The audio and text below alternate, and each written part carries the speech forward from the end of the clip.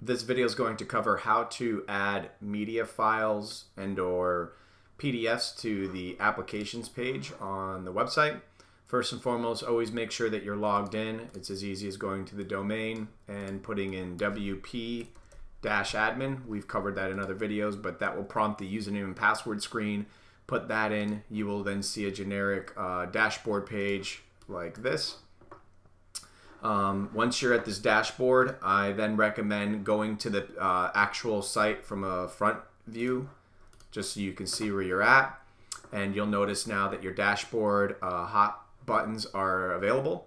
And go to the applications page, and that will be right here. So once you're on the applications page, you'll see everything's already laid out for you guys. Now, these are just redundant. Also, too, if you want to edit the actual title within the button so that things are a little bit more symmetrical, you can do that. Right now, this one's a little bit bigger because I fit the whole title in there. I don't know if it was imperative to have that or not. And then, obviously, these are all just to mirror it. But once you are on this page, you can go ahead and hit edit.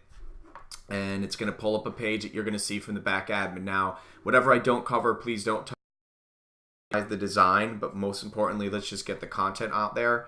So here's the first four, and then the fifth one that I did, I'll be working on that one, but here are the first four. So once these are all laid out, it's as easy as now clicking the ones that you want to edit. These should be all set, but just to show you once again, if you want to manipulate the titles, you click this pencil, and this is the actual title, and this is where it links to. So in this option here, select URL. You're going to then copy and paste the media file, which I'm going to show you momentarily here. And then I like to have it where it opens up a new link so the consumer doesn't have to, doesn't leave the site. It will just open up an additional page and then they can go back to the site if need be.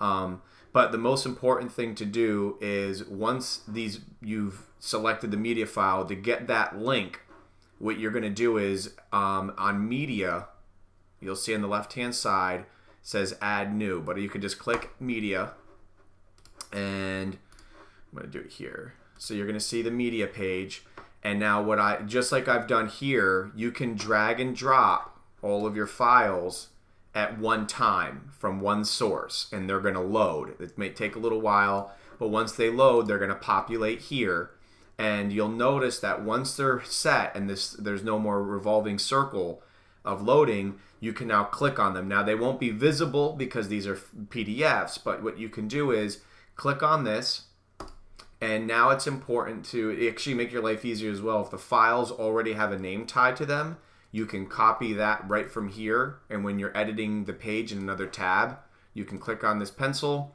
copy and paste the name here. If there's an extra space, make sure you delete it so it doesn't take up.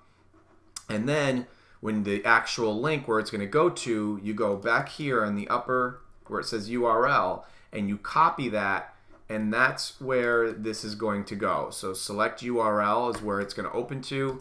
You copy and paste it. Once again, I like to open up a new link, hit set link, and then it's absolutely imperative you hit save changes, and now that's going to take effect right away. If at any point during the building process you make a mistake or you don't know what you did, I absolutely don't recommend hitting update, because then it's going to take effect. And I just recommend if you do something, for instance, if you grab this and move it and you don't know what happened and you go, oh, what did I just do?